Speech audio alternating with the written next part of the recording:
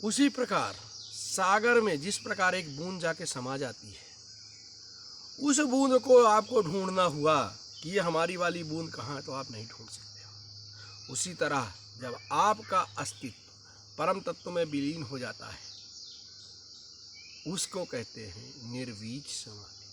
अब आपका कोई बीज नहीं बचा, आपका बीज परम बीज में समाहित हो गया, वो है समाधि। ये शरीर आपको दिखे, ये चले या ना चले, अब कोई बहुत सारे बोलते हैं समाधिस्थ हो गए फिर भी चलते फिरते हो। आप चलिए, खाइए ना खाइए, रहिए ना रहिए, इसका कोई मतलब नहीं रहता है। ये आपका शरीर, आप अपने आप को परम तत्व में विलीन कर चुके हैं, ये होती है समाधि। इसके कई कई उदाहरण अलग अलग लोगों ने अलग अलग बताए हैं। कैवल्य बोला है जैनियों ने, गौतम बुद्ध ने इसको निर्वाण बोला है, हम इसको मोक्ष बोलते हैं। कोई कुछ भी बताता है, पर अंतिम तत्व यही है कि आपकी जो इंद्रिय जनित, मन जनित विकार हैं, वो धीरे धीरे पीले पत्ते की तरह नीचे गिरते गए और आप एक सीधा वृक्ष बचे। उस वृक्ष को आपने धारणा पर स्थापित किया और उस परम तत्व का ध्यान लगाया। ध्यान लगाते ही आप वहां पहुंच गए।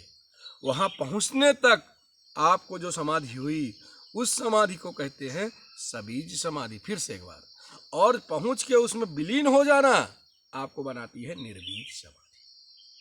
अब सबीज समाधि का उदाहरण आता है आनंद समाधि, आनंद अनुभूति समाधि, प्रज्ञात समाधि।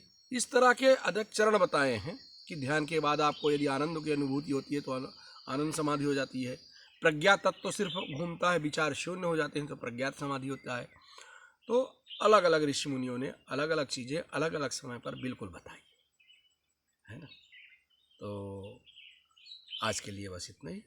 समाधि सोपान अगले व्याख्यान से हम शिष्य और गुरु के संबंध के बारे में बात करेंगे।